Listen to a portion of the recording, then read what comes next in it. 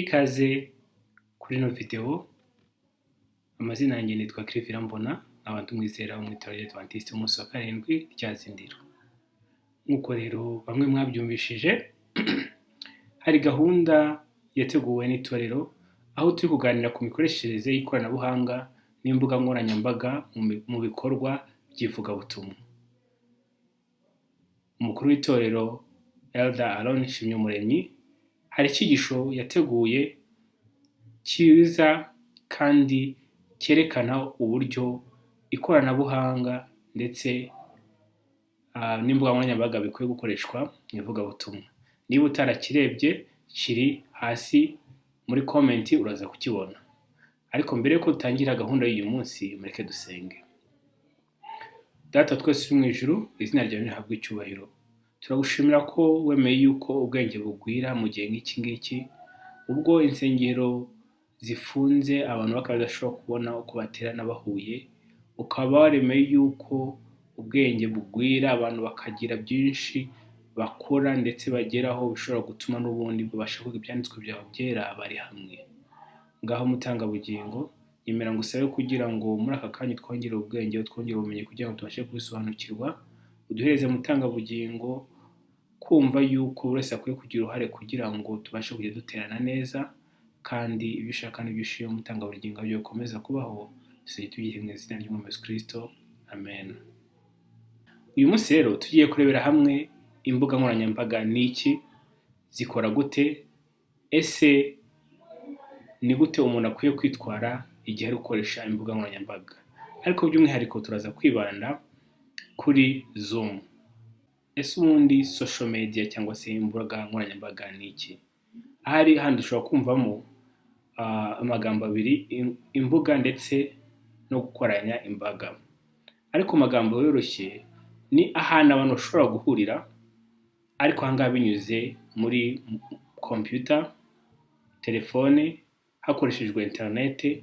Bantu bakaba bashobora guhura bagahanahana amakuru, bakaba bashobora gusangira ibitekerezo ndetse bakaba bashobora no kuganira.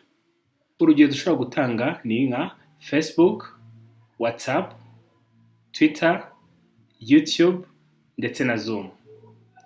Ariko nk'uko nabibabwiye, uyu munsi turibanda kuri Zoom. Ushobora kwibaza se ubundi Zoom y'ubwayo ni igiki?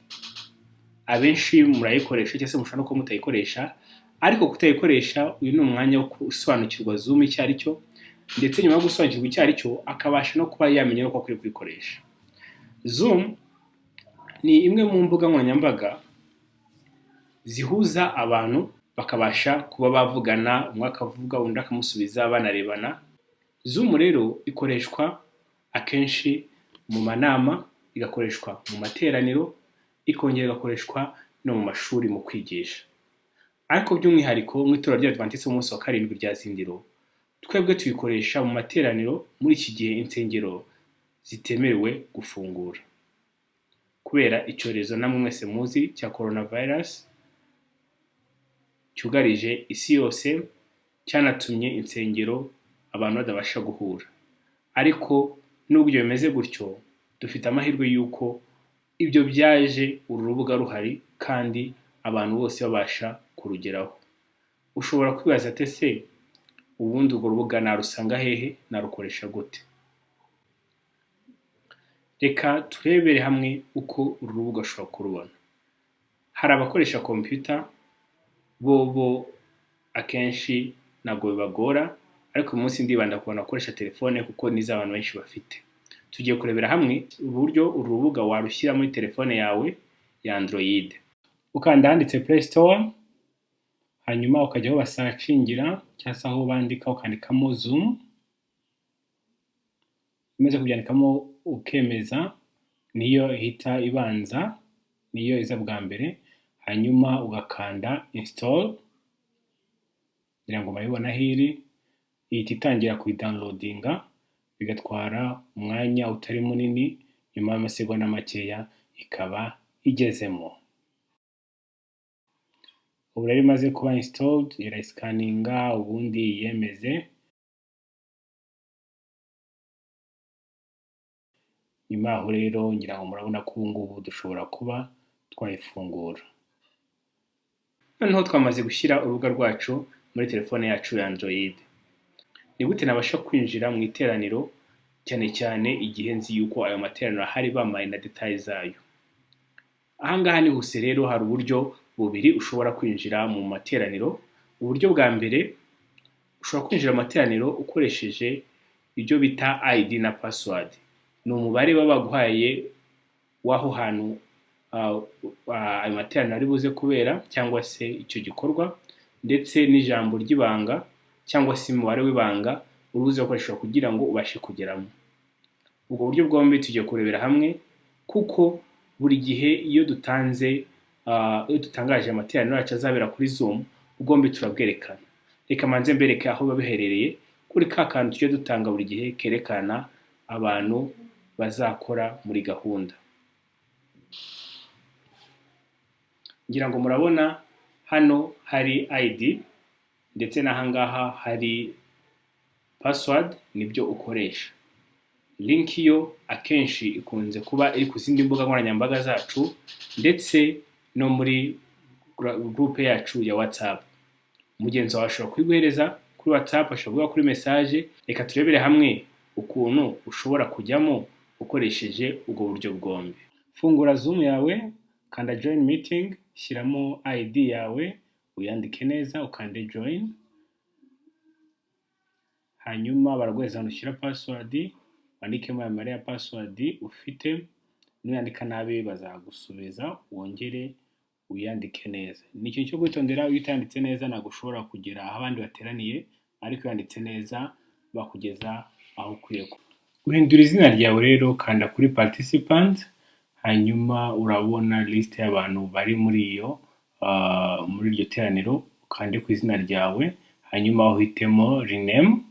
Numara kubihitamo urabona ahantu handitse izina ryawe, urisibe, hanyuma wandikemo izina ryawe bwite ukwiye kwitwa. Hari igihe usanga handitse amazina y'amatelefone cyangwa amazina y'ibikoresho dukoresha. Ni byiza ko tugira amazina yacu abantu baduhamagara mu iteraniro kugira ngo babashe kutumenya. Rero ibyo ngibyo birangije ukanda OK, hanyuma izina ryawe rigahita rihinduka, abantu bose bakabasha kubona izina ryawe nk'uko witwa. Ukoresheje link ujya kuri WhatsApp, aho batanze link ukayikandaho, wakanda just once, ukemeza gufungura ukoresheje Zoom, hanyuma nayo ikahita ibijyana muri Zoom. Mbere yuko bifunguka ikubaza izina, ukandikamo amazina yawe uri bukoreshe abantu bazajya babona. Iyo umaze kwandikamo rero ukanda OK, hanyuma igafunguka, ukabasha no kuba wabona abandi bizera aho bateraniye. Ubu noneho twagezemo imbere. Igihe hano hasi utarahabona micro n'iriya tuvugiramo mu rusengero, uba utarabasha kwinjiramo neza ku buryo ushobora kumva amajwi yawe. Ese bigenda gute kugira ngo ubyemeze? Uba ugomba gukandaho ku buryo wemeza yuko amajwi yawe akoresha ibyo bita audio internet. Ngira ngo urabona ko imaze kubikora, icyo gihe noneho hazaho ka gasinye ka micro twavugaga. Rero kano gasinye ka micro na kano ka video nibyo dukoresha kugira ngo tuvuge bagenzi bacu batwumve ndetse babashe no kutubona. Igihe utari kuvuga ntabwo uba ukwiriye gufungura aka kamajwi ndetse n'aka kamashusho, ariko igihe baye ngombwa ko ari wowe ugiye kuvuga ndetse ari byiza ko banakureba, uba ugomba kudufungura. Iyo dufunguye tuba tumeze gutya, ngira ngo murabibona. Iyo dufunze nabwo tuba tumeze gutya. Igihe cyose uri gukurikira amateraniro atari uri kuvuga, ugomba kuba udufite dufunze. Ngira ngo rero mwabibonye uko iyo umuntu ari gukoresha Zoom biba bimeze. Munyemerere noneho rero tujye ku byo dushobora kwita Zoom etiquette, cyangwa uko umuntu akwiye kwitwara igihe ari mu materaniro yo kuri Zoom. Ngira ngo ahangaha buri wese ashobora kumva yuko ari ibintu byoroshye, ariko ni kenshi uzabona hari benshi batabisobanukiwe. Niyo mpamvu nkurarikira kugira ngo ubyumve kandi nawe ubyiteho. Ese ni icyo ukwiye gukora kugira ngo amateraniro ubashe kuyajyamo kandi witware neza? Icya mbere, reba yuko internet yawe imeze neza cyangwa se ifunguye, kuko idafunguye ntabwo biri bukore. Icya kabiri, reba neza yuko mikoro yawe ifunze ndetse na video bifunze igihe ugiye kwinjira. Ntabwo ari byiza yuko winjiramo ngo winjirane urusaku kandi abandi batangiye iteraniro. Icya gatatu, banza usabe uruhushya mbere yuko uvuga, cyangwa se wandike muri chat igitekerezo cyawe ugitangiremo. Reba ino video urebe ukuntu bikorwa.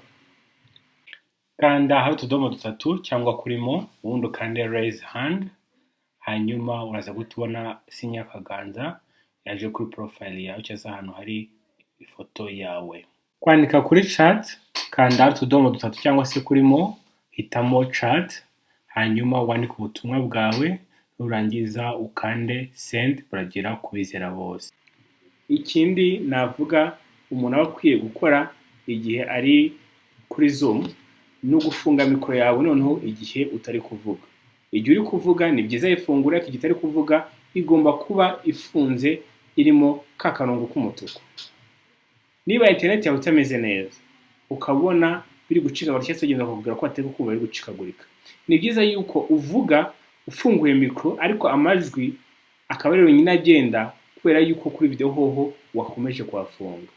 Ibyo ngibyo birafasha kubera ko yamajwi abasha kugendayo akagerayo neza, ya internet nyiya akaba icyo yibandaho cyonyine, ariko ifunguye byombi amajwi nagagerayo neza. Ese ni biki noneho twavuga tudakwiye gukora igihe turi kuri Zoom mu materaniro cyangwa se yaba ari n'indi nama yakorewe kuri izo mbuga nkoranyambaga? Icya mbere, si byiza kujya mu iteraniro rya Zoom cyangwa se mu nama kuri Zoom uri ahantu hari urusaku. Ishobora kuba ari radio cyangwa uri ahantu hari abantu benshi hari urusaku, si byiza rwose. Ibyo basha gutuma abagenzi bawe uvuze batakumva ko urusaku urimo, cyangwa se nawe ubwawe bavuga ntubashe kubumva. Icyo gihe rero gishobora kubera imbogamizi. Ikindi cya kabiri kidakwiye gukorwa, si byiza gukorera iteraniro rya Zoom ahantu hashobora kurangaza abari muri iryo teraniro. Urugero, iyo nza kuba nakoze iyi video, hano inyuma yanjye hari wenda igishushanyo kiriho ibitente cyangwa ibindi bintu, byashobokaga yuko hari umuntu wabuze kureba ino video akarangarira ibyo ngibyo. Birashoboka rero ko rigira umwiteraniro, niba uri ahantu uri gukora iryo teraniro, ugomba kuba uri ahantu uzi neza yuko ibintu biri inyuma yawe atari ibintu ushobora kurangaza abandi, bigatuma umugambi w'icyo gikorwa bahuriyeho kuri Zoom utabasha kugerwaho. Icya gatatu, si byiza gufungura mikoro yawe cyangwa video yawe igihe atari wowe ugiye kuvuga. Iki ngiki nyibandaho cyane kubera ko ni ingenzi. Ni byiza kubifunga igihe utari kuvuga, si na byiza kubifungura igihe utari kuvuga. Icya kane, si byiza kwegera mugenzi wawe muri guhurira kuri urwo rubuga rwa Zoom igihe muri kumwe. Birashoboka ko mushobora kuba muri mu rugo mwese mufite telefone mugahurira ku rubuga rwa Zoom rumwe. Si byiza ko mwegerana, kuko iyo amajwi yanyu asohokeye icyarimwe bikaba ibyo bita interference, hanyuma hakaza kuza urusaku kuri rwa rubuga mwese muri guhuriraho. Ni byiza rero ko iki ngiki mucyitaho igihe muri guhura ku rubuga rumwe mukaba mudashobora gukoresha telefone imwe cyangwa computer imwe. Ni byiza yuko muhana intera. Hanyuma rero icyanyuma, si byiza kuvuga ibyo wiboneye. Nk'uko igihe uri mu iteraniro mu rusengero udashobora kuvuga ibyo wiboneye, ahubwo uvuga ibyubaka abizera cyangwa se ibyubaka iteraniro riri aho ngaho, ni byiza ko n'igihe uri mu iteraniro ryo kuri Zoom wita ku byo uvuga, ukita ku byo werekana, ukita ku byo ugaragara, kugira ngo ubashe kwitwara neza muri iryo teraniro. Ntekereza yuko rero ibyo ngibyo byumvikanye. Ndaza kubyandika n'ubundi muri comments ibintu bikwiye kwitabwaho kugira ngo ushaka gukomeza kubisoma abisome, kandi mbifuriza yuko twese twajya duhurira ku mbuga nk'izi ngizi, cyane cyane izo duhuriraho, kugira ngo tugire amateraniro yera, aho duhura n'ubwoko bw'Imana tugasenga tuvuga ijambo ry'Imana. Reka rero buri wese udafite Zoom utazi nuko bayikoresha, uyu mwanya awuprofite, uyu mwanya awukoreshe neza, ayishyiremo ndetse ayikoreshe nk'uko twabibonye, kugira ngo tujye duhurira muri gahunda y'amateraniro twese dufite ubumenyi buhagije ku ikoreshwa rya Zoom ndetse n'izi mbuga nkoranyambaga, mbararikira no kugira ngo muze gukurikirana gahunda yindi izayoborwa na bagenzi banjye, harimo Celestin Nyiramihigo na Ferdinand Ndayizeye, ku bijyanye n'izindi social media cyangwa se ku zindi mbuga nkoranyambaga itorero ryacu rikoresha. Nishimire kubana namwe, reka mbasabire kugira ngo umugisha w'Imana ukomeze utubeho twese, kandi nubwo insengero zifunze dukomeze kuzirikana yuko Imana yacu yumva kandi hari ikoranabuhanga yaduhaye kugira ngo rijye ridufasha. Amahoro y'Imana akomeze abane namwe.